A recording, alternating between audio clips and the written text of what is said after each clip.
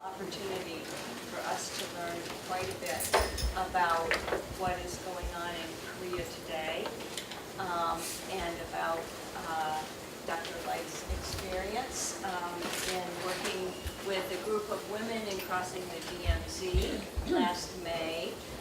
And I'd like to introduce both of our speakers. Dr.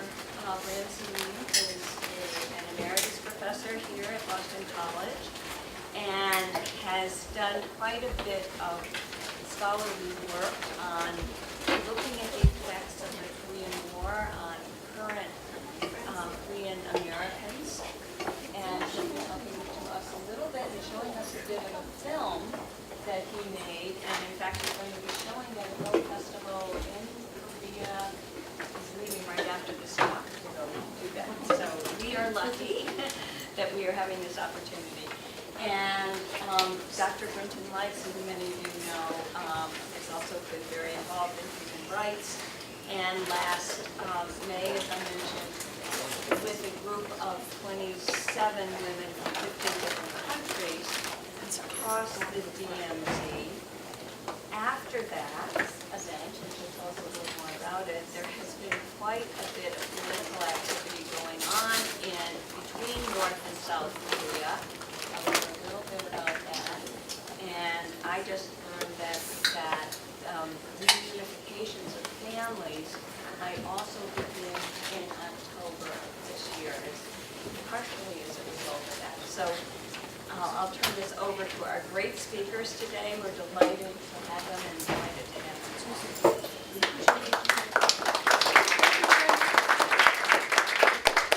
Thank you all for coming. It's wonderful to see so many faces and to have members of my extended community in the greater Boston area, former students here who graduated and are teaching in various parts of the area with us today. And thank you, Ramsey, for putting off your departure so that you could honor this opportunity. As Penny mentioned, I was invited to speak with you today to share some of my experiences in what many have called an historic crossing of one of the most militarized zones in the world, euphemistically referred to as the demilitarized zone. And some of what I learned from that experience as a community and cultural activist scholar. In order to do that, I felt it was critical to partner with Ramsey, a longtime friend and colleague, whose work in this area I have supported for nearly 3 decades now, and whose scholarship and activism are critical for contextualizing why we walked, and whose recent contributions in filmmaking offer some pedagogical resources through which we can learn and relearn why 30 women from 15 different countries prioritized walking across the DMZ last May. His research and excerpts from his film will provide us some important historical context for the action that I took with my colleagues, and a first-hand introduction, if you haven't been introduced to it before, of some of the impact of family divisions in the words of family members who have been divided, one of the main concerns of women as we cross the DMZ. As importantly, and as I think those who know me know, I am not an expert on Korea. I am graced to have learned much from years of friendship and participation in symposia, demonstrations, and other activities, but this is not my area of professional expertise, and I am a newcomer to many of the nuances of Korean life, many of which are more familiar to those of you who are Korean, Korean American, and also, as Dr. Albert, have traveled there regularly and continue to do that collaboration with. So it's critical to do this presentation in the way that we've organized it. Also, Women Crossing the DMZ made a commitment to ourselves and to each other not to present as Euro-Americans, but rather to partner with Koreans, Korean Americans to do this kind of a presentation. And as Dr. Howard Cram said, and I just said, we're fortunate that Professor Lean decided to leave a little bit later than that. So, why did we walk? What were our goals? Very briefly and very shortly, we walked to call attention to the need for a peace treaty and to finally end the Korean War. I hope that excerpts from the film Memory of the Forgotten War will help you visualize the meaning of an armistice and how an armistice is different from a peace treaty, and why it is that many of us refer to the Korean War as an unended war. Secondly, we walked to remind the world of the thousands of families that have been separated for more than 70 years and to join others others in pressing for their reunification. As I mentioned a moment ago, Memory of a Forgotten War will introduce you to some of those families. Estimates are that there are over 100,000 of those families living here in the United States. And as you might imagine, many of those family members are dying, never having been reunited. We walk to press for women's participation in peace processes in the Korean Peninsula, but importantly, in accord with the United Nations Security Council Resolution 1325, a resolution which is commemorating 20 years of having been adopted, with promising but very mixed applications throughout the world, and I would argue is ever more needed in the world today. So now I'm delighted to present Dr. Lean and to give him an opportunity to share context with you, and then I'll come back and share some of what I learned. Thank you.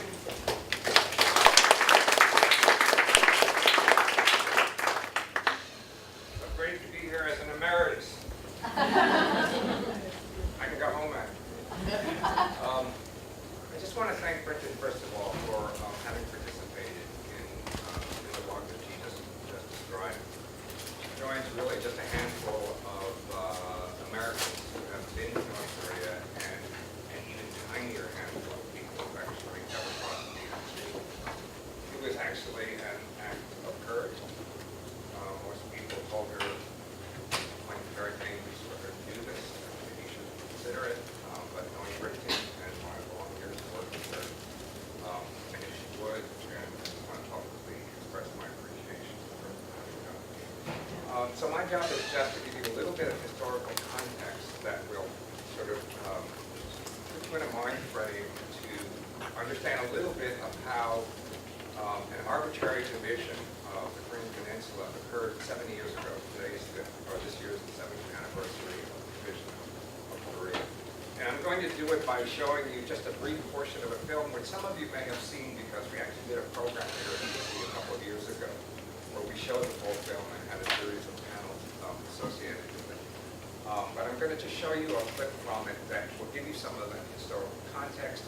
And then I'm going to jump to the end and, as Ricky said, give you a little bit of exposure to one woman divided from her family for about 40 years who actually was able to return to North Korea. I just want to say that the film is a product of about a decade and a half of work that began with oral histories. Those oral histories morphed into a multimedia public exhibition that toured the United States and Korea for about 8 years. And in the course of that touring, my sister-in-law, Anne Borchet, who was really a filmmaker, and I decided that maybe we ought to do this history and these stories in a different format. So we decided to make this film. So that's just a little bit of where this comes from. And I'm just going to go right to it and begin with about 8 minutes of historical context.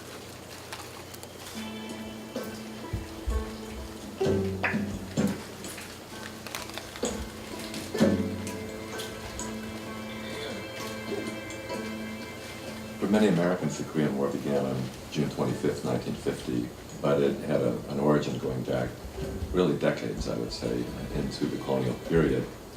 Korea was colonized by Japan in the first half of the 20th century, officially from 1910 to 1945. The most important impact on ordinary Koreans was that millions of them, literally millions, were mobilized into harsh industrial or mine work for the Japanese, into the Japanese army. The most horrible and also infamous kind of mobilization is the comfort women sexual slaves who were almost all Koreans, between 100 to 200,000 of them. 저 뭐 농사집은 일본 사람이 다 갖다 먹었잖아. 우리는 못 먹어. 없어 못 먹어. 우리들의 바라는 뜻은 위대하다는 나라의 독립을 찾기 위해서 큰 대망, 꿈이 있단 말이야. 그렇게 건강해야 되니까 막 이거 노래부렸어. When Japan lost the war on August 15, 1945, what that meant for Koreans was the long-awaited liberation of their country. The Korean word for that day is Gwangbok, the recovery of the light. The Soviet Union, from the 1920s onward, was the only great power that consistently called for Korean independence. So there was a kind of euphoria in Pyongyang about the Soviet troops liberating the north. In the south, Koreans went wild. They just loved it, and they were snake dancing through the streets and holding up signs saying they were liberated. 태극기 어디서 태극기가 나오는데 해방됐다니까 방송에 하니까 올드한 거 태극기를 가지고 다 나와. 나도 가지고 나가지. 이렇게 흔들면 하루 종일 행진하는 게 야단하대. 만세 부르고 해방이 되어서.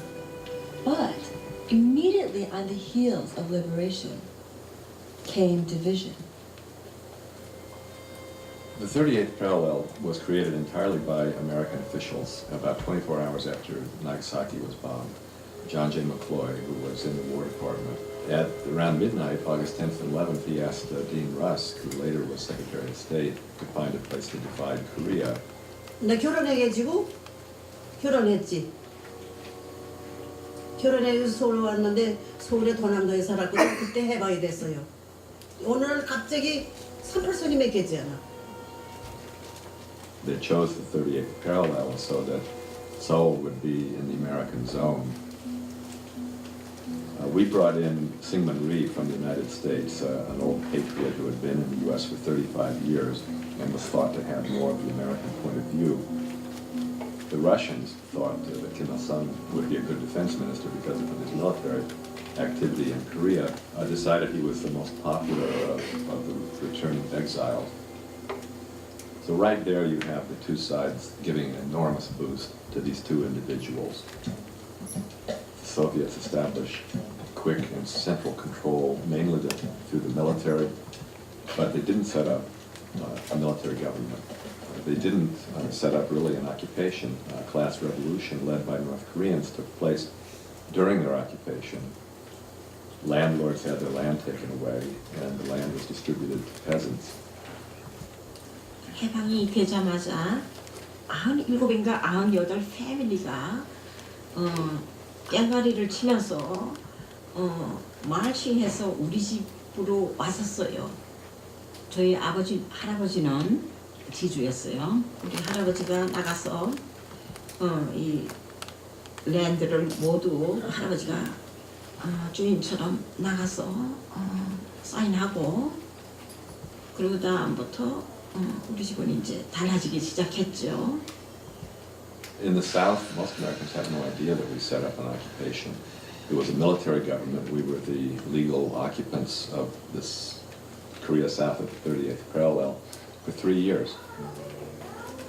But within a few months, the U.S. was engaged in a wholesale attempt to suppress strong left-wing organizations throughout Korea. The occupation thought they had a revolutionary situation on their hands in South Korea, and they needed stability. And in order to promote that stability, they rehired the police and military figures, Koreans who had served the Japanese. And this caused an uproar.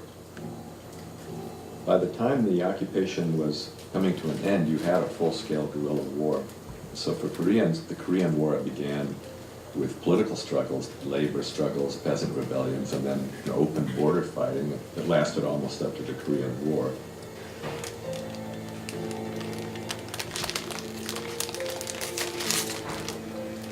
Until about 47, 48, your relative, your cousin lives right above, north of 38th parallel. You're walking about 2-3 hours and get this town. My grandma, my mother's grandma, lived there. So we went in and out. Small merchants put their things in the back and then walk through the 38th parallel back and forth. 아버지가 서울로 나왔었어요.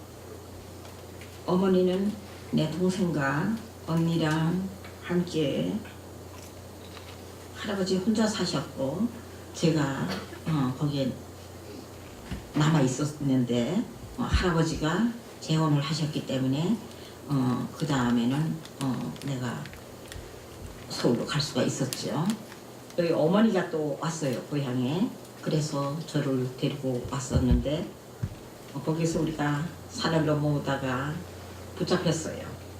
저희 어머니가 은수저 그 은수저를 거기 그 보초하는 군인들한테 주고 또 다른 것도 저 고춧가루 그 고춧가루도 주고 해서 그 군인들이 그냥 가게 해줘서 38선을 넘을 수가 있었어요.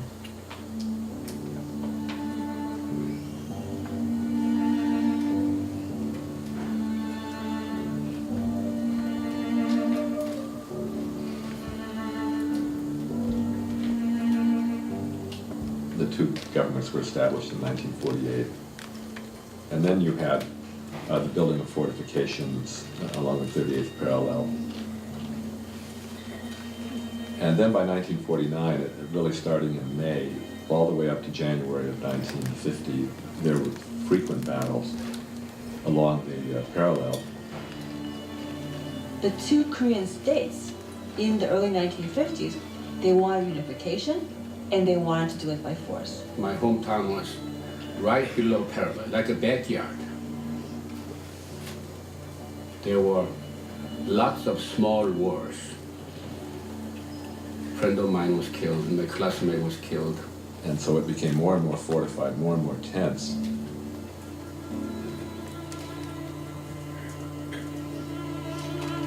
June 24 is a Saturday, and I was a member of a swimming team. So whole school went to picnic. And swimming team, 27 of us, went to the Ongmyeon Reservoir. It's a big reservoir. We spent evening swimming. Next morning, big war broke out. War broke out.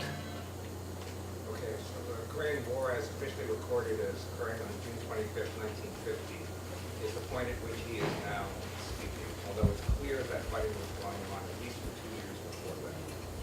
So I'm now just going to skip to the right and, as Brittany said, give you a little bit of a feel for what it means to be a divided family. 많은 사람 우리 친척들 편지를 여기서 써주면은 제가 또 엔벨럽에 달아 넣어서 또 보내주고 또 받아서 또 보내주고 내가 포스트 오피스에 여기가 브랜치 오피스처럼 이렇게 해서 중간에서 해주고 그래.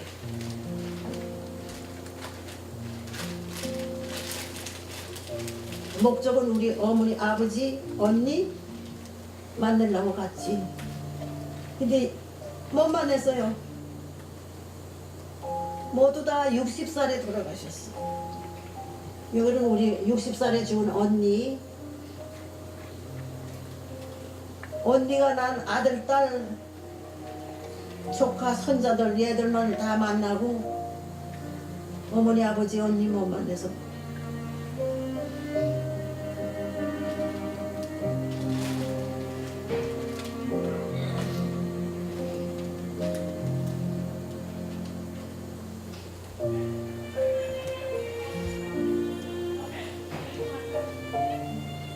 인간이 여기서 자꾸 북한에 가면 빨갱이 하는데 와서 2번, 3번 이상은 완전히 빨갱이에요. 그 소리 듣지 말고 많이 가서 대화하고 접촉하고 배우고 그게 필요하다고 생각해. 한국 김치가 참 맛있다. 맛있다는 거 책으로 100권 읽어도 소용없어. 내가 뭐고 진짜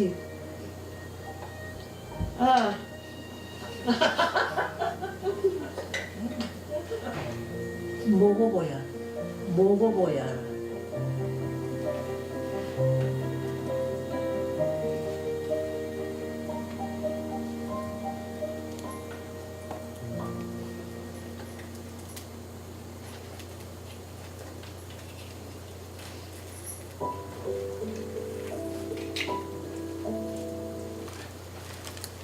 So the film is dedicated to Princeton. So what Princeton did was listen to Grandma Kim, and she had dialogue with her. Thank you, Ramsey.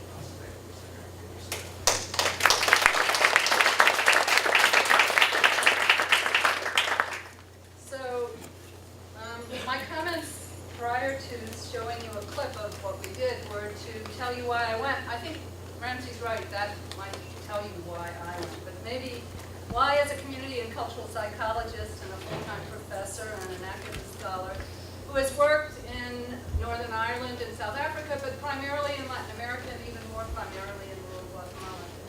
What was I hoping for? What was I expecting? And why did I make the time and the energy and the resources to do this? So one reason had to do, I'm sure there are many, many reasons, and right now I have a sense of a few of them. I was looking for additional perspectives or lenses through which to re-examine my long-term activist scholarship in the context of an ongoing armed conflict and in post-conflict transitions and searches for justice, truth-telling, and reparations processes. That is, the peninsula of Korea offered a new context for me for thinking firsthand about those experiences.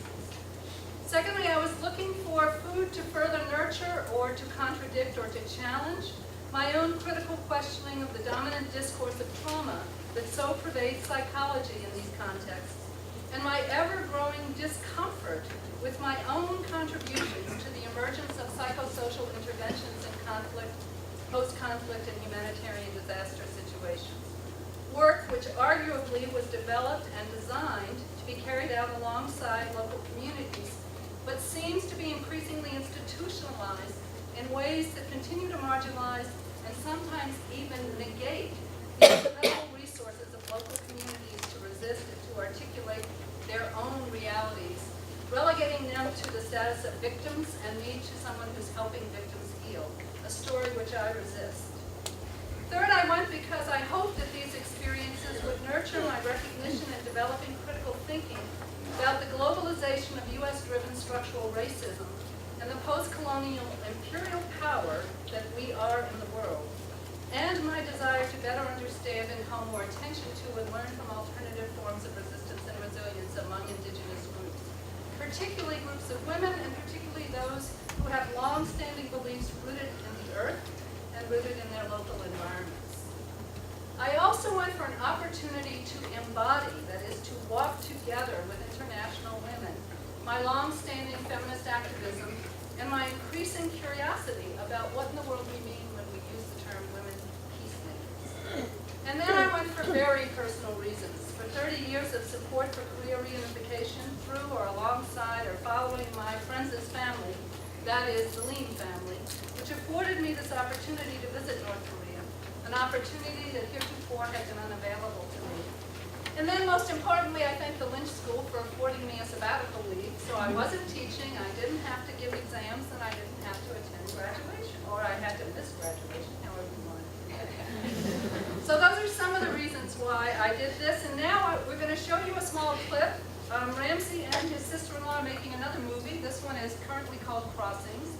Here's some of the few people in the world that will have seen a clip of what is going to be a film. Don't expect that you'll see exactly this when you see the full film, but and this will tell you some of what we did, and then I'll tell you some of what I learned, again, preliminarily. Also, don't hold your breath for this film. Yes, the filmmaker. This is the filmmaker, so you'll have all. The latest news is that North Korea gave its green light yesterday for our DMZ crossing. There are three parties we need approval from: the North Korean government, the South Korean government, and the UN Command. And the UN Command has jurisdiction over the demilitarized zone. A group of prominent female activists is making a gesture of peace. They're expected to cross the DMZ into South Korea from the north next week. The 30 activists, led by an eminent American feminist and 2 winners of the Nobel Peace Prize. The message: let there be peace in a divided land. If we can walk across, perhaps other people can walk across and speak across from both directions. These women talking about peace in white in the most militarized place on earth. I feel like that's a very powerful assertion.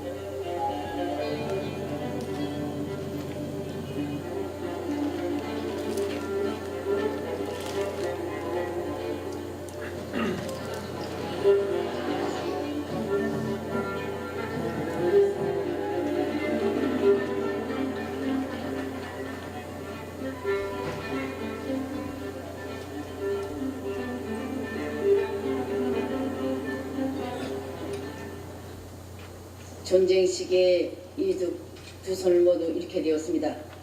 그러니 그때는 제가 7살이었습니다. 이제 전쟁이 터진다면 가장 고통과 가슴 아플 것은 우리 어머니들과 아이들이라고.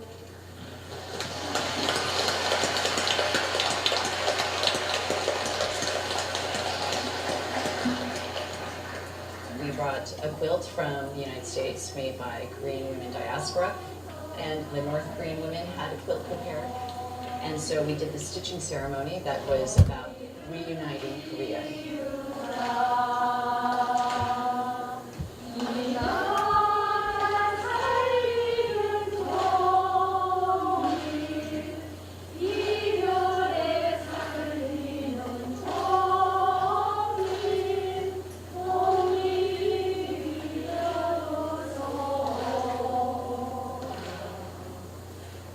The essence of this journey for me is to bring back the human dimension in this conflict, where hearts have been broken, homes have been torn apart, families have been destroyed, and all we see on TV and in the international media is the militarized portion of this war.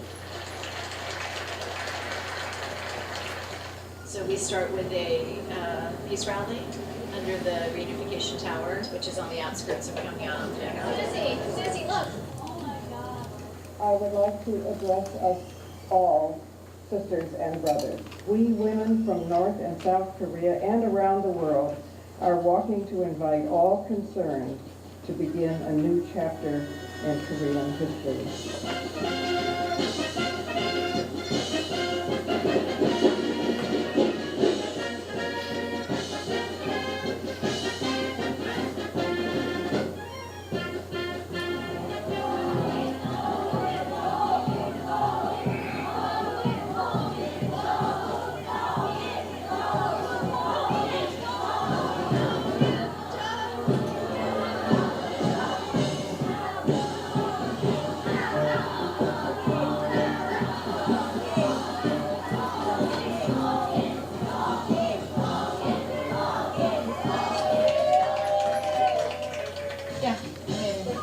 It was staged, well, for us. Yeah. Yeah. Cameras and so on. That's Yeah. okay. It's step one. It's step one, yeah. Whether scripted or unscripted, 5,000 women showed up and saw 30 international women, and it gave them hope. As we are the new generations, we have no idea about the war. It's like just a story to us. Even though, we experienced the war. It's like, when we take part in this kind of great march, it's like we are just feeling, experiencing the real war. We really want the reunification of Korea so that we can also, cross the DMZ later on. We really like to cross it with you. That's our desire.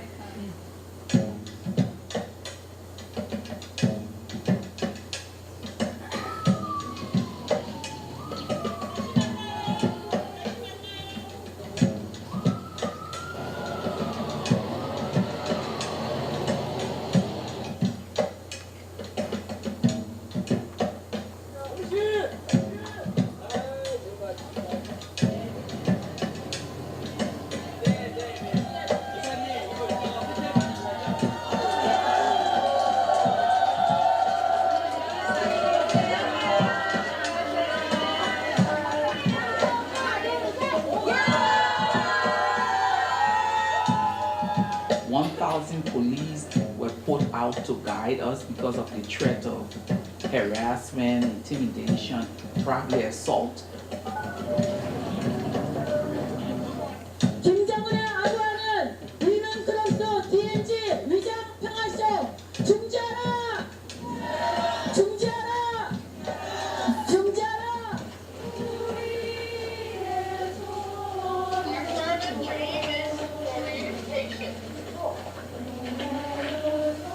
And even in our dreams, we're longing for reunification. 이 정성 탄에서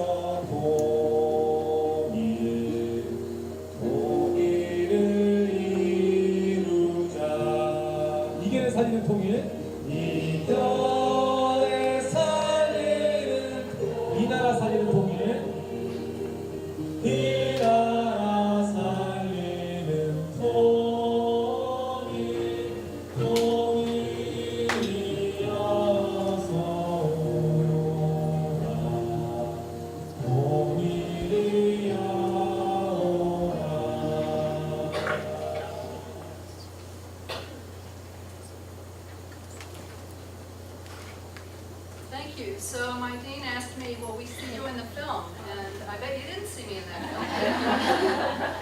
The film's not about me. And it's very intentionally not about me. And maybe that's an experience I had. That is, I was a backseat facilitator, and I was not in the leadership of this process in any way. And it was an extraordinary opportunity to experience what it means to follow and what it means to facilitate from that place and what leadership is in that position. So I haven't sorted all of that out. But also, films need a lot of money to be made, and films need protagonists, and films need protagonists who are better known than I am. Gloria Steinem will speak on that front, as do the 2 Nobel Peace Prize winners. So what did I learn in addition to that? I learned that feminist activism and women as peacemakers is very complicated and understood in very complicated and sometimes conflicting ways. As you saw, Gloria Steinem was and is an iconic figure, and she's actually an iconic figure in my own personal life and personal development.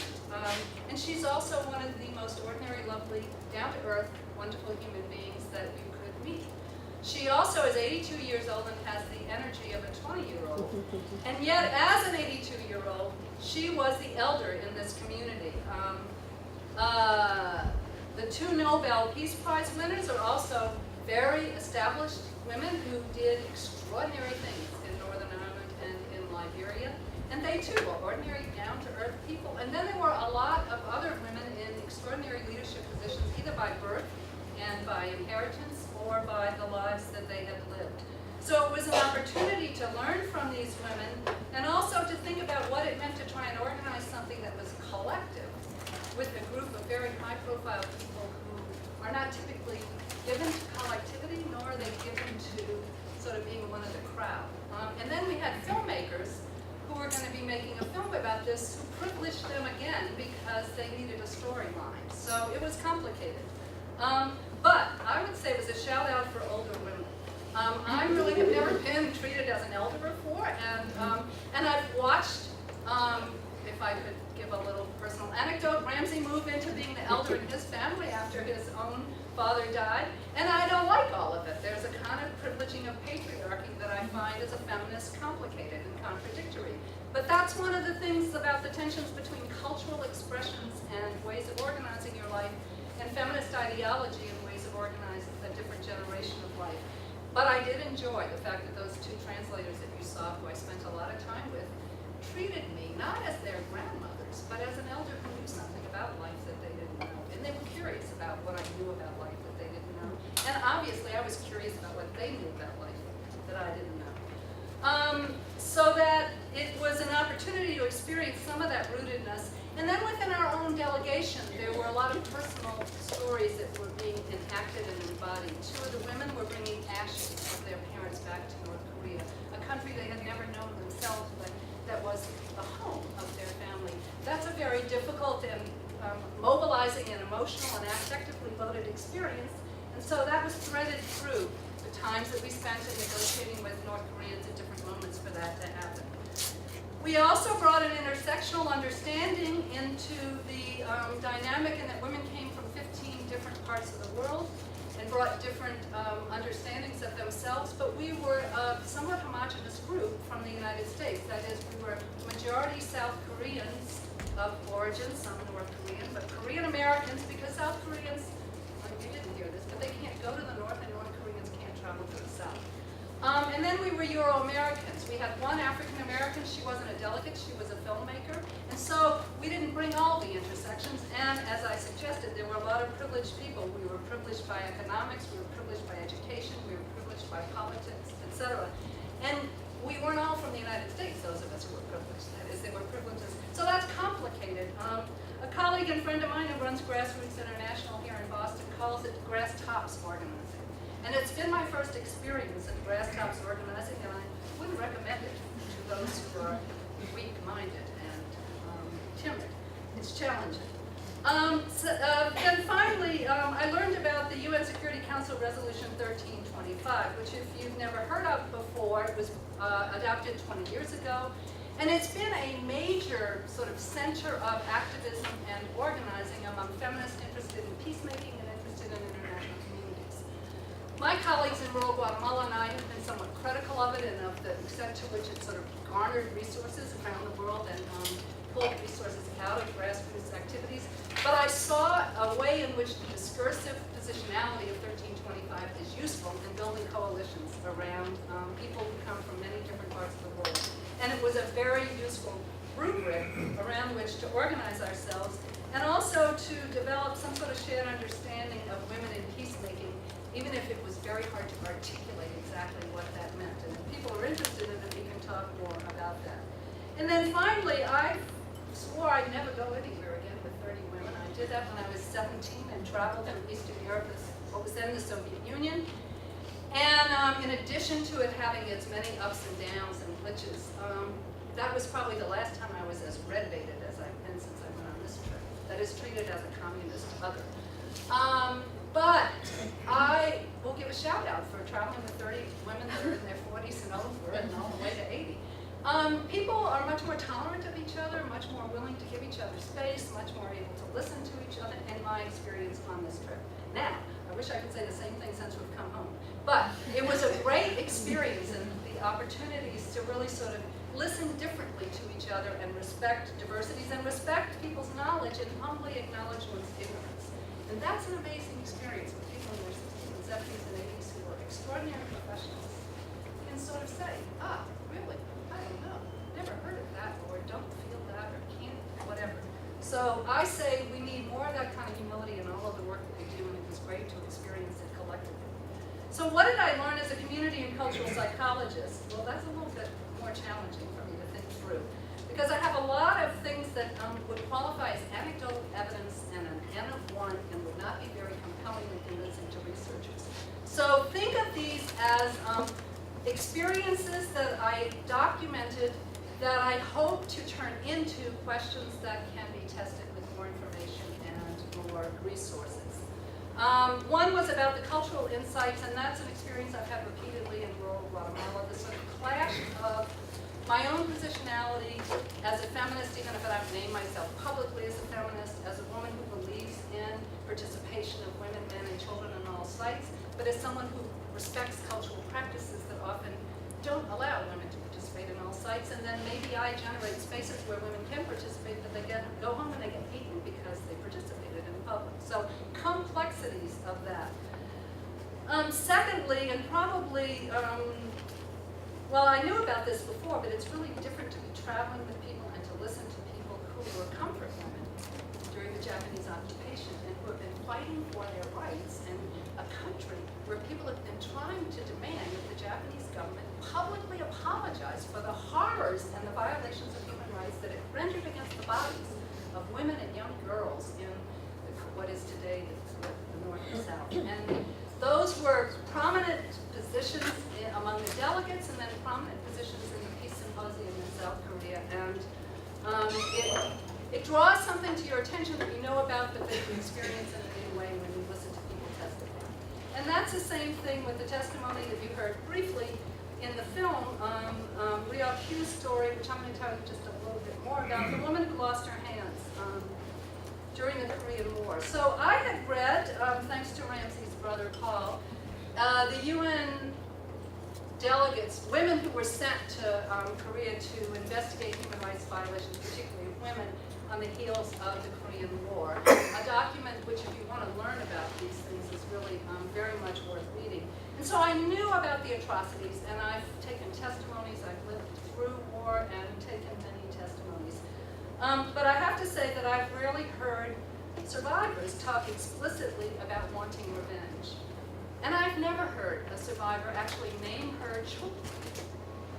Words that translate to, if strung together, 3 daughters, I want revenge, and name her child, her son, I want revenge in the generations to come. So it left me deeply moved and then wondering how it might be that revenge would be such a strong thread in this story, and what might it mean, and why might it evolve and emerge? Hypothesis, conjecture, I don't really know. But there's a palpable sense of living in a country that's in an unended war in the North. It is not so palpable in the South, because the South has a set of democratic and capitalist procedures and processes and an energy, and all I know is Seoul, and I only know it for a few days, and Jeju Island, which is a different experience. So I don't want to generalize, but there's a palpable sense in all of the meetings we had and in all of the conversations we were engaged in.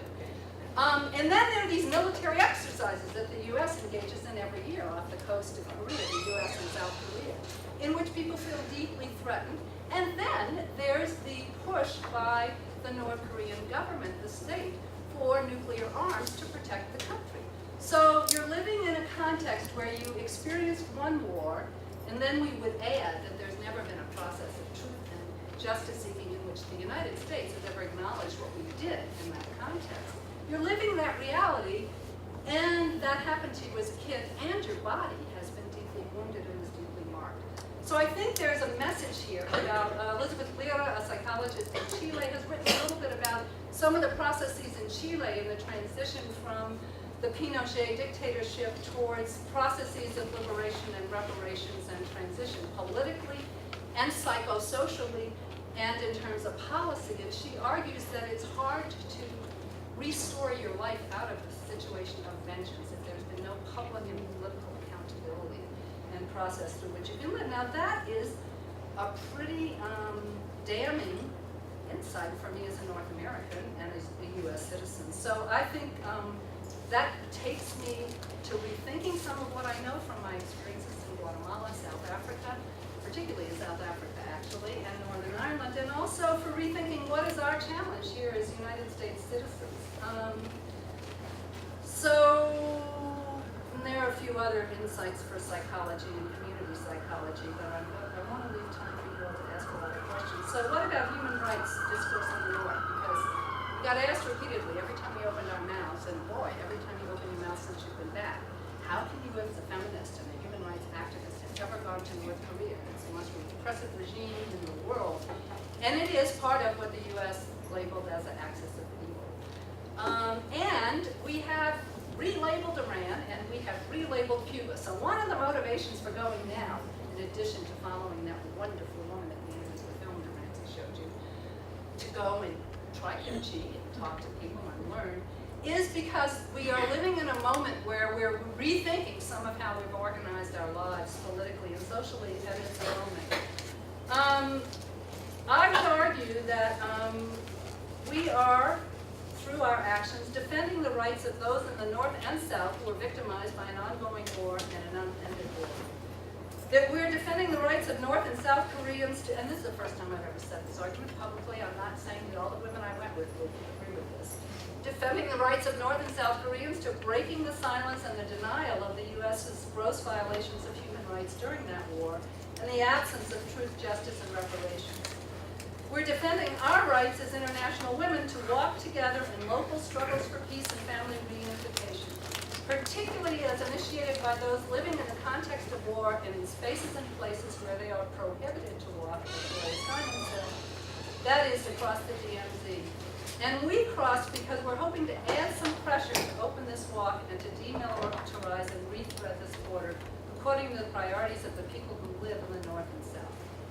And then there were a host of everyday experiences that, for me, were quite energizing and mobilizing. I've heard a lot about the North. I've seen many of Ramsey and Joan's home movies over the years. And I found it a much more open experience than I was anticipating from having seen those movies, in contrast to many of the other delegates who found it to be the most authoritarian place they'd ever been in their lives. Keep in mind, as a 17 and 18-year-old, I was in the Soviet Union, and I've been to many places. And I work in Guatemala, which is really authoritarian, democratic government. And then finally, it's created for me a deeper understanding of and a heightened awareness about the U.S.'s continuing demilitarization of the world, particularly due to our military bases throughout the globe and what Obama's pivot towards Asia seems to really mean, which is quite frightening. Both because of the delegates on our trip, who included peace activists from the Philippines, from Japan, from Guam, but also being with 2 Nobel Peace Prize winners, you're focused on sort of how can you have peace in a place where we now have gone from 1989, when there were more or less 40 countries in the world where there were U.S. military bases, to 2015 where there are 80. we spend at least $85 million, and that's not billion dollars, and that's not counting Iran and Afghanistan in those budgets. So we are funding an enormously huge operation throughout the world. Why are we doing it? Well, we say we're doing it as a forward deployment to protect the United States. But if you listen to the people who are living in this context and living in these situations, and you look for yourself, it's hard to imagine that that's what we're doing. One of the things I know we're doing is we're using my tax dollars to do this. We're also engaging in horrific violence against women, women in the military and women in the sites where these bases are located, and trafficking and other hideous kinds of activities. And if you doubt that, read David Vine's article in the Current Nation, who documents many of these ideas. So finally, where are we going from here? I knew this wasn't a one-off opportunity and a one-off trip, but it's been a marvelously consuming and reorienting experience. And somehow I've gone from being at the back of the group to being in the little executive committee that's trying to keep the organization running. That's what happens if you want to keep something going when you have a lot of high-profile people who can get attention for you and bring you into the world of social media and let people know. And that was a big point of this, was we wanted the world to know, so we needed people that the world would pay attention to. You all are on the cutting edge for coming here and paying attention to this seriously. There are not a lot of people who come to listen to this story. And so Grass Tops organizing is something that's new to me. Christine Ahn, who you saw, is an extraordinary human being with an enormous amount of energy and creativity. And fortunately for me, she's very much in the middle of that. We are striving to do more and more education of the U.S. community about these issues. We've spoken to representatives from Congress and other think tanks in Washington, D.C. already, to the UN. And we're hoping to organize new activities that are much more behind the scenes and trying to bring women from the North and South together for more conversations, more opportunities. There have been 3 of those opportunities since the 1920s, so there's a history to build on.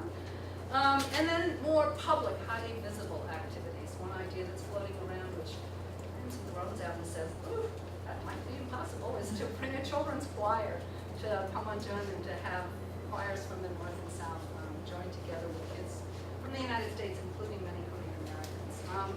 But we're in the process of really trying to organize ourselves. We need resources in order to do these things, finish the film Crossing, which will be another opportunity for. So I'll stop here. Ramsey and I will take questions, comments, reflections, your own experiences of the North, of demilitarized zones, of whatever, feminist peacemaking, whatever you want to ask about. Thank you very much for your patience and your attention. And I know some people have to speak out, and that's okay. We won't be offended.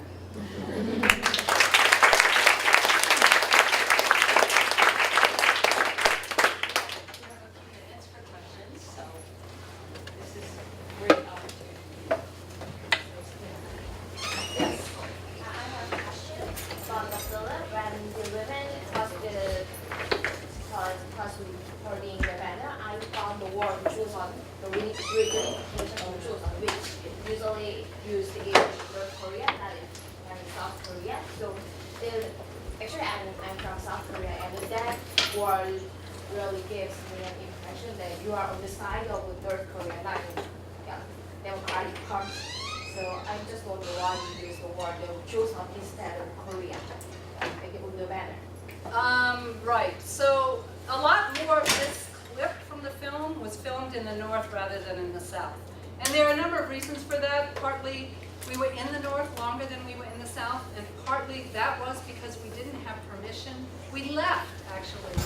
We left our respective countries of origin with permission from the North, but not with clarity about permission to actually cross the DMZ. We timed the trip in particular ways that we hoped we would spend as much time in both places. We didn't.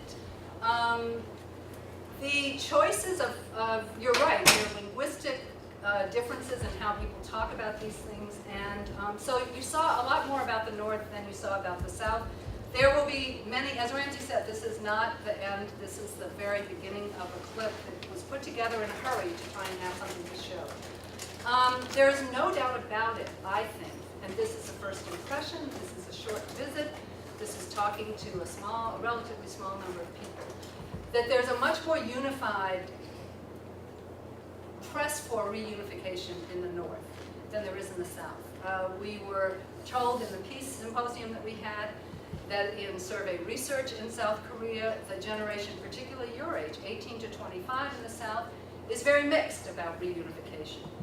Secondly, I think it's really important to say that we use this term reunification as if we have some idea of what it means, and as if we're all in agreement about what it means.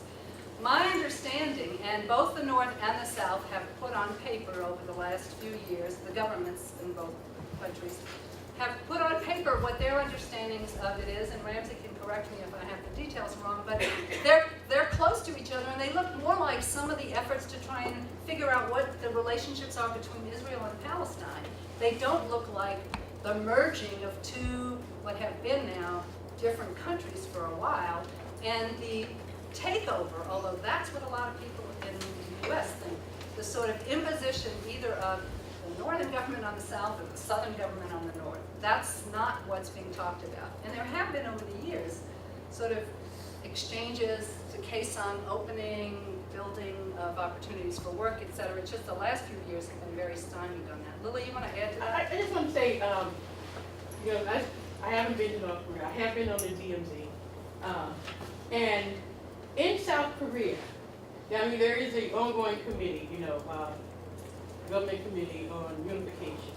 Yeah. And you have to remember, if you're thinking about, you're saying that there's more push from the North than the South. I would say that Consensus, I would say, not I think push. there's it's sort of equal in that sense, because you're thinking about North Korea, people of 25 million, South Korea, 50 million, and there is certainly, if you look at the survey data and dig a little deeper, you'll see that if you look at the older generation, there is a much stronger consensus. Absolutely. I agree with Than the younger generation. That's which is right. that. So and so the fear is, as the older generation die out, and if it doesn't happen during their time while they're still living, that it's going to further stall the possibility of it ever happening. Right.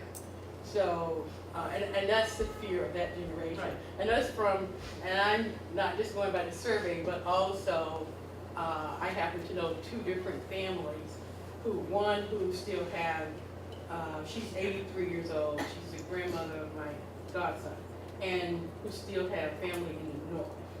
And then the other family, who all of them came from the North right before the Korean War. It didn't end, but they're still at war before the armistice was signed. Yeah, and I would say that there's And so I'm complete taking it agreement from on first person reunification of experience. families. I mean, we didn't meet anybody anywhere who's not in favor of trying to Yes. jumpstart. And as Penny said, there's conversations about the fact that those visits are going to start again. But time is of the essence. Amy, and then did you have a question? No? Amy, you did. Yeah. So I was really struck by the translators who mentioned that they didn't have the privilege of crossing ever, and I was wondering if the group of women who did cross talked about the kind of immense privilege that you all had and how maybe others who currently cannot cross might be incorporated more into this. You kind of talked a little bit about it, but I was wondering what the process was. Yeah, we talked a lot about this, and actually there was I think there was a level of disappointment and even anger among some of us when we listened to the presentation of an older researcher in South Korea and learned about the 3 earlier meetings between northern and southern women. There was a real tension throughout the process. There is a real tension about how do you accompany somebody else's process, and how do you get world attention to something going on without the world attending to you? Because if you go anywhere with Gloria Steinem, and I mean, I asked Gloria if we could take a collection every time somebody wanted to get the picture taken with her. I mean, we could raise money to finish the film. You know, I mean, she's known everywhere. She's known in all parts of the world. Not by all our delegates, interestingly enough, but by most people.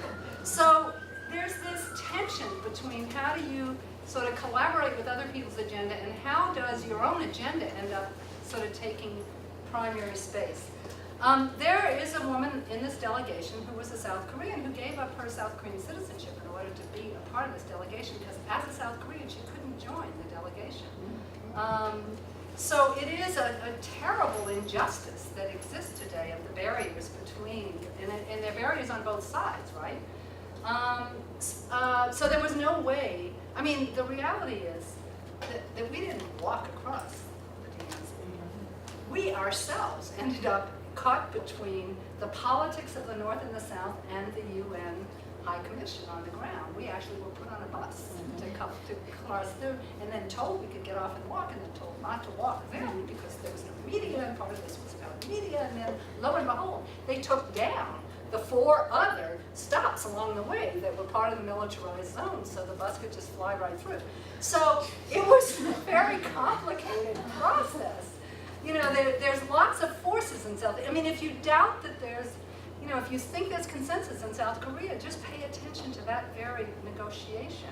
It was now, both sides wanted to use this for their own interest. I mean, I'm not saying that the North didn't have its reasons for approving this and didn't have its way of communicating. And in fact, some of the things that they quoted in the press that Christine Ahn said, unfortunately, were not things she said, and they contributed to red baiting her in particular further, so that when we crossed into the South, 4 women on our delegation were handed documents that said if they spoke out in any way against the South Korean government, they would be deported immediately.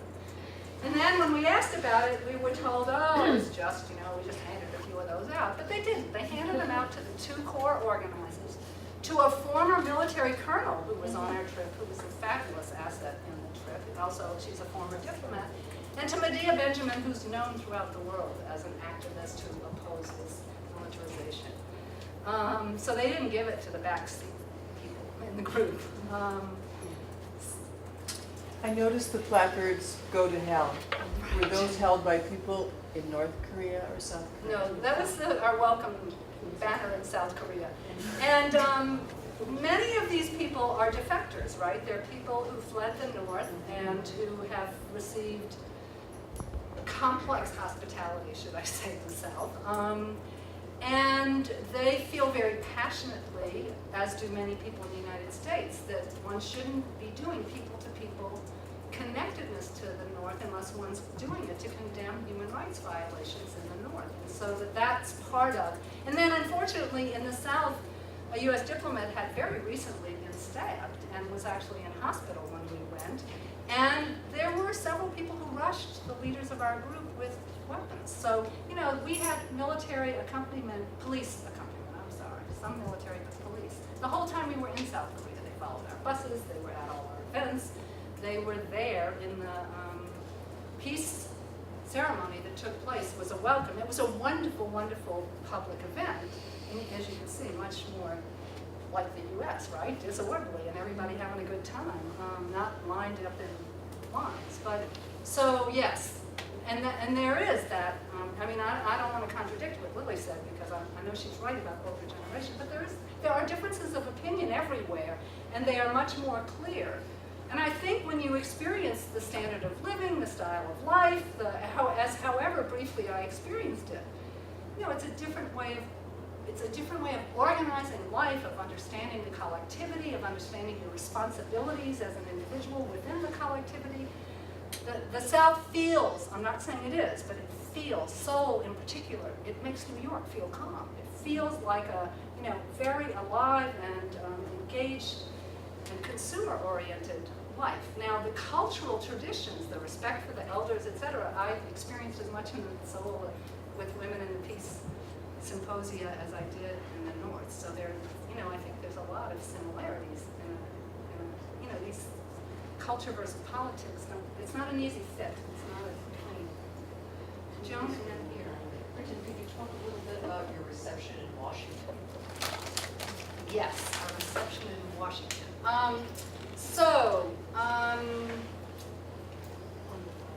The good news about Washington is that Code Pink, which is a local organization that Medea Benjamin and Jody Evans, who were 2 women on the delegation, founded and work with, they know how Congress works and they know how to host sessions with Congress people. And then the good news is we had a couple of former veterans from the Korean War who originally were willing to sponsor the event. One of them dropped out before we got there, but nonetheless, we had the event. It was packed. I was shocked, actually. There were 100 people there, mostly who goes to these. I mean, we didn't speak to Congress. We spoke to staffers and Congress people. But Rangel did show up, and Barbara Lee, who's from New Jersey and a Korean War veteran, and Barbara Lee from California came. They both spoke. They were both deeply supportive. Barbara Lee, in particular, said, you know, walk again and keep talking. People need to hear what's being said. Rangel talked about his own experiences as a veteran and about some of the legacy of the veteran experience. There were a couple of defectors there who asked really good questions and engaged in dialogue. And, you know, I think it's very hard to draw dotted lines of sort of what has an influence on what. There has been a resolution has been introduced into the House of Representatives by the former the U.S. former Korean soldiers.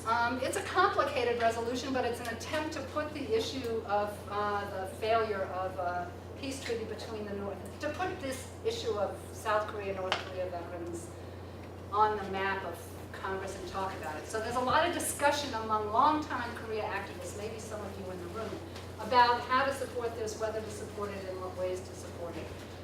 Then we gave a presentation at the Brookings Institute, which was kind of an odd, it's a conservative think tank in Washington. It was sort of an odd place for us to be invited. But actually, one of the Korean American women who's a scholar on, I think on Lee from Wealth, and at the Brookings Institute for 2 years, she wrote one of the best pieces that's been written about us and about the walk as a feminist. That her politics are not necessarily the politics of many of us on the delegation, but she understood why women would do such a thing and why this is a feminist act to do such a thing. She invited all kinds of thinkers and humanitarian people in charge of humanitarian aid in North Korea, people who had lived in the North for many years. It was a very interesting conversation, but I would say that my own experience of it was that certainly I was out of my depth. These were Korea experts. These were people who really, know these issues. I think, and I experienced it, not everybody in our delegation did actually. Gloria Steinem and Abby Disney thought it was a great conversation, and they really engaged at the level of brass tacks with some of these people. I found it that we were treated as women who didn't know much about what we were talking about. That's how I experienced the Brookings Institute, not the congressional feedback. The congressional feedback, I thought, I think there are a lot of staffers who are trying to get the attention of people in Congress. You had a question. Because as far as I know, like most people in North Korea are still living in life. Do you think is it necessary to kind of help them with their life, the census first, and then do like promote actions like this? Yeah, well, that's a super good question. I think my response to it, I don't know if Professor Ling wants to add something, but my response would be, it's not an either-or proposition. Obviously, or maybe it's not so obvious, but I should say it, and I'm grateful for your question. I did not see poverty. We were going to North Korea, we meaning the delegation, were going for the first time. When people come to Boston for the first time to visit you, you don't usually take them, unless they ask to be taken, to the places where people are being shot at, or the places where people live in extreme poverty. So we didn't see those pieces. Now there were several people on our delegation who've this was their 5th trip, and they saw a lot more because they were invited to have conversations and to see people and to talk, and they know much more about the North. There is poverty. One of the women on our delegation, a Swede, lived in Pyongyang as the head of a humanitarian agency for 4 years. She knew a lot about humanitarian aid and what some of the policies of the United Nations and the United States, which keep food from going into the North, what their consequences are for people in the North. So yes, I would agree with you that we have obligations and we should meet those obligations and surpass those obligations. We're putting our money into military aid when we could be putting different kinds of resources into humanitarian aid. And there are countries that, I think the other surprise, Dr. Gobi says in the film, something about what we know or don't know about North Korea. I was surprised the number of Europeans I saw there. Spain has diplomatic relationships with North Korea. I met a U.S. citizen who's been teaching in a university in North Korea for 6 years. I mean, there are all kinds of things going on that we know nothing about. There are all kinds of people-to-people connections.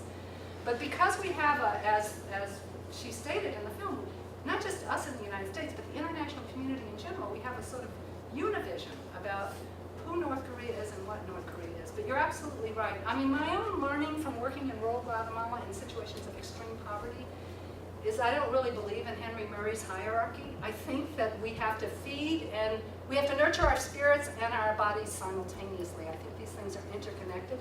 I absolutely think people should not go hungry, and I absolutely think we should be part of trying to ensure that that doesn't happen. But some of the reason it's not happening has to do with, again, our political or failure to negotiate. But that's a really important question.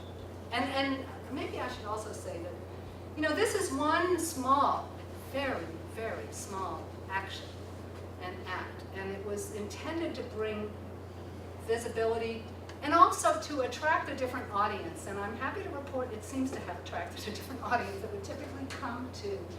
And it was, you know, agreed to by lots of people who've been doing organizing around this issue for 40 years. Some of them didn't much like the idea, and they sort of thought, what are these feminists doing who know nothing about these issues, marching across the DMZ?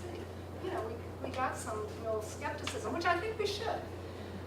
But it was designed with a particular, now we have a different kind of responsibility. Now we have taken an action and involved ourselves in people's lives, and there are expectations in a lot of different directions. And so that's a challenge to figure out. Sort of how do you take the next steps, and then who's going to take the next steps? You know, I've been very pleasantly surprised that Gloria Steinem has stayed involved in these issues, but she had a connection to Jeju Island before this trip. But, you know, we haven't seen anything of many of the delegates. I mean, you know, the head of Amnesty International Human Rights, a well-placed lawyer in Colombia. I mean, these people are very busy, not that I'm not, but. So it's complicated. Yes? Was there ever kind of a danger of losing ownership of this movement to, like, I guess, oppose the North Korean government, especially since they had, you know, kind of like the staged protesters at the Sangam and things like that? Yeah. Again, Ramsey, if you have more insights, say. But my experience of this is that we had the good fortune not to have, I wasn't the only backseat facilitator. There were a number of really smart Korean Americans who were involved in the process who had a lot of experience in the North and who speak fluent Korean and who were able, all of this was negotiated ahead of time through multiple meetings of people having to fly into Pyongyang and meet with people from, after meeting with the UN delegates and talking them through. Yes, I think there's always a danger in that.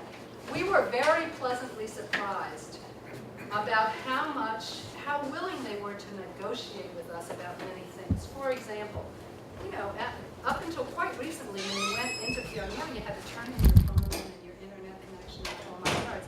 We had, not all of us, but the group as a whole had internet. We were able to do live press conferences through something whose name I can't remember, but some kind of international way. We had a young woman. Periscope, thank you. So Ramsey could listen to Gloria Steinem talk. She was, you know, up at 5 in the morning talking on Periscope. So they allowed us to do a lot of things that hadn't been allowed before. That they also allowed us to negotiate many of the things we went to see. There were a certain number of women who felt like they did not want to be trotted around to see the whole history of the Korean presidencies and the sort of, you know, so we went to Kim Jong-il's birthplace, which was a beautiful park. We went to a Buddhist monastery, and then we did go to a hospital and to an early childhood education. And many people said about it, it was all staged. Well, what does it mean to say it was staged? It was prepared by our hosts, and they brought us to places that they wanted us to see the best of what their country has to offer. It was the first time we went there. My understanding from people who go regularly is, as people get to know you, as they trust you, as they don't think you're there to take pictures and go home and trash their country, not that you're not free to say whatever you want when you go home, but they are so used to people getting one, or not even getting an impression, coming in with an impression and then gathering evidence to support the impression that they came in with, as opposed to coming in and wanting to meet people, listen to people, and they don't want people to become apologists, but they do want people to, to say what kind of conversations did you have? What was the kimchi like? What was the food like? What was going on? So, so I don't pretend to think it wasn't well crafted and well organized, and that we had, but I mean, we did have things that happened that weren't good, like Gloria Steinem and Christine Ahn made every effort to stay in the background when we went to visit the birthplace, because they knew it would appear on national TV and they would be quoted as saying they're advocates of Kimberly Young. And they didn't want that to happen.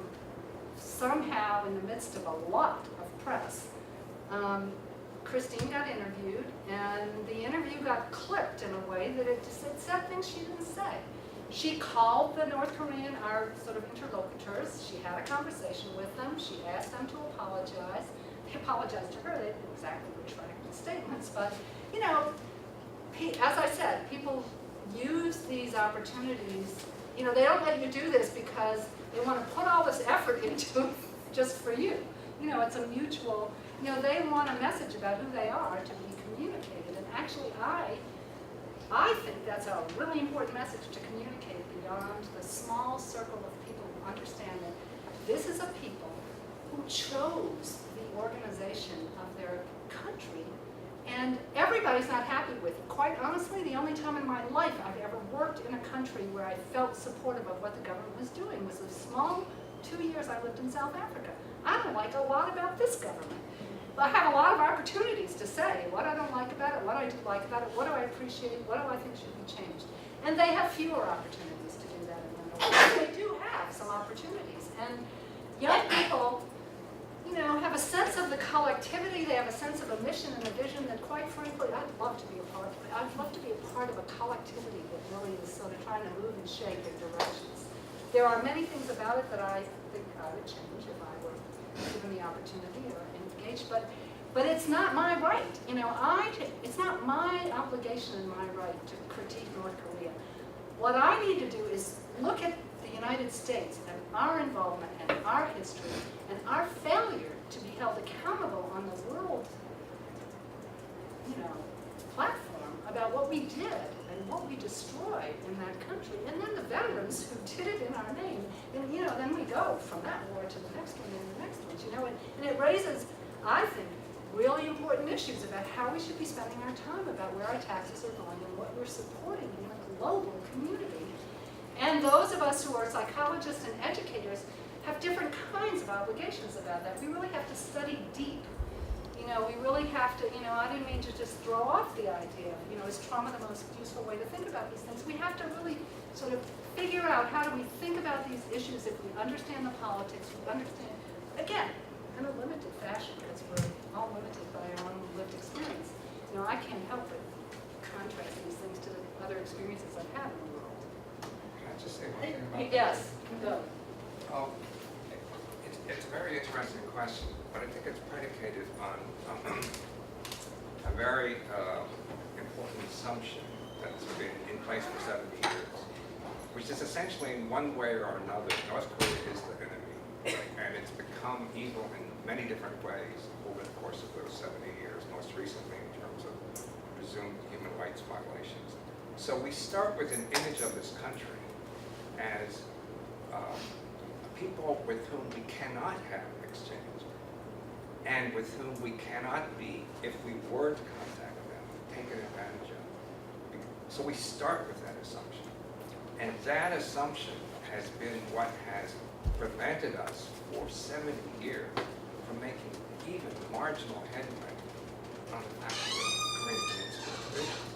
So we start with that view of North Korea, certainly the dominant view in this country, and in many other parts of the world, and in some sectors of South Korean society. There is no way that you can visit North Korea without being used by North Korea. So let's start with that's what the situation is. So if you choose to go, you are going in the context of a political climate in which you cannot escape that.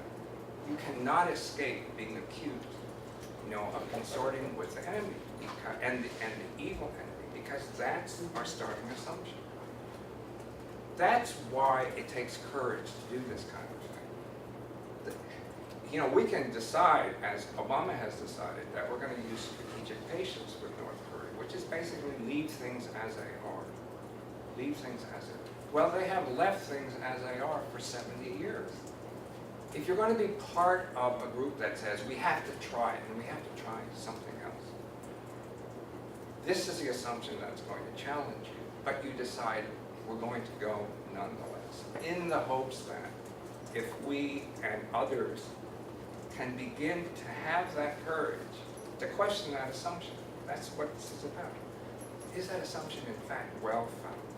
Is there nothing about North Korea, that is worthy of dialogue? If we can at least begin to open that question, then we've done something very differently from what we've done for the past 70 years. So I'm just saying that these questions about, what can you do with North Korea? What happened? Why did you do this? Those questions come out of often the assumption that there is literally nothing that you could do with North Korea, that can be productive. So I just want us to be aware that this is our starting point when we deal with a country like North Korea, and we even consider the possibility of opening up new pathways, of trying to reconcile 70 years of conflict in which, as Brenton has said over and over again, the United States government has played a major role. Maybe I'll also say to end, unless it's another burning question or comment. I have, as many of you know, I'm one of 9 children, and I have lots of nieces and nephews and lots of grandnieces and nephews now. And I've worked internationally for many, many decades, and this is the first time in my life my family ever asked me if I would make a presentation about what I had done. We have a family reunion every 2 years, and we happen to have it this year shortly after I returned from this walk. And they wouldn't let anybody ask me any questions on the side until I had made this presentation. And I was very nervous about it because I had no idea how to present it, but I also was curious because I couldn't understand sort of where this curiosity on their parts had come from. My family, I guess it's important to say, with the exception of a wonderful sister who lives in France, who's quite progressive, is very conservative. In fact, conservative in a way that most New Englanders aren't even exposed to. We're all Southerners too, so we're also hospitable and very nice to each other, which those of you at the Lynch School are familiar with. So that's the context. And so particularly many of my nephews had, they wanted to ask me all these questions, and their parents wouldn't let them until after I presented. And then I presented, and we had a time for questions, and I was ready for my nephew's questions. Plus, I was really pleased. Anyway, they were silent. They were absolutely silent, and they seemed to be kind of miffed by confused by the presentation. And it was only afterwards, in having a really wonderful conversation with one of my nephews who recently married into a family that, in his words, I hate to call our family blue and red, but really, the family I married into is more like you, and the rest of the family is more like me. I said, oh, okay. Anyway, he said to me that his cousins thought I had gone to North Korea to bring democracy. And they had been so impressed by how brave I was to do this act. But when they found out I hadn't gone to bring democracy, they didn't know what to make of the situation. So they were very, very confused. And it took days before they would even come up to me, so to begin to ask little questions and to register their dismay that that's not what they had done. So that's just another sort of affirmation of the complexity that Ramsey mentioned. Thank you all for wanting to hear more about this. Thanks to Lynch School and particularly Dr. Helga Cram for organizing this and for hosting our lunch. We are very appreciative of both of those things. We'll be looking for your next steps. Oh, yes. But there's